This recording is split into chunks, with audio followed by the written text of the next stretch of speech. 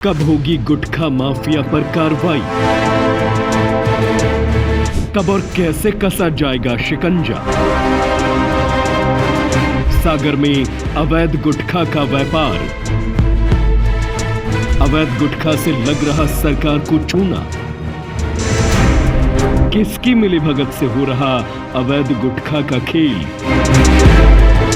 बड़ी हेरफेर से हो रही करोड़ों की धोखाधड़ी। अब तक करोड़ों रुपए का लगा सरकार को चूना। बीड़ी, सिगरेट, तंबाकू या गुटखा, ये सभी गंभीर बीमारी जैसे कैंसर के कारण है। लेकिन इन बीमारियों पर एक बीमारी भारी है, वो है धोखाधड़ी और माफिया राज की। मध्य प्रदेश में मौत का व्यापार इन सभी व्यापार के अवैध संचालन के कारण फल फूल रहा है और इस पर शिकंजा कसने वाला कोई नहीं, क्योंकि नीचे से लेकर ऊपर तक सब सेट है। अवैध गुटखा के माफिया राज में सभी तिजोरियों में भर भर के पैसा भरा जा रहा है, ताकि सागर में व्यापार की आड़ में जहर का माफिया राज चलता रहे।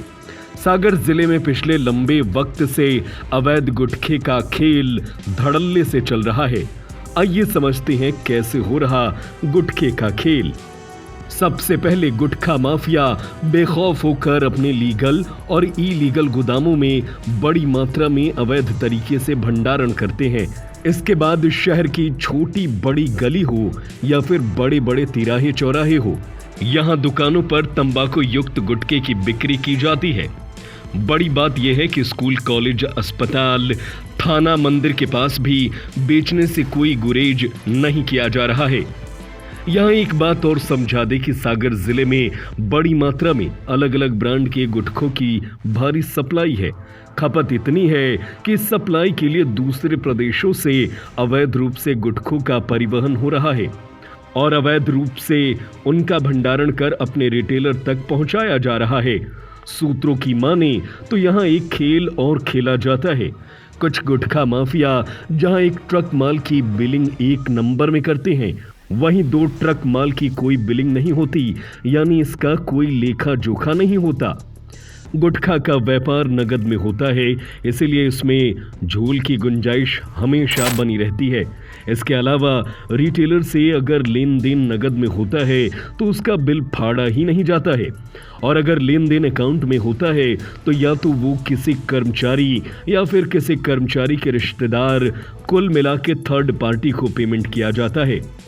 ये माफिया इतने शातिर हैं कि इन्हें कैसे बेवकूफ बनाना है वो इन्हें अच्छे से आता है। इसके अलावा भ्रष्ट अधिकारी भी इनके साथ खूब मलाई खाते हैं। आपको बता दें, पिछले महीने संभागीय कमिश्नर डॉक्टर वीरेंद्र रावत ने 16 फरवरी को संभाग के सभी कलेक्टर से मीटिंग कर अपने अपने जिले में ऐसे मिलावटी खाद्य पदार्थ पर कार्रवाई करने के निर्देश दिए थे। इसके बाद छतरपुर में इसका प्रभाव देखा गया था।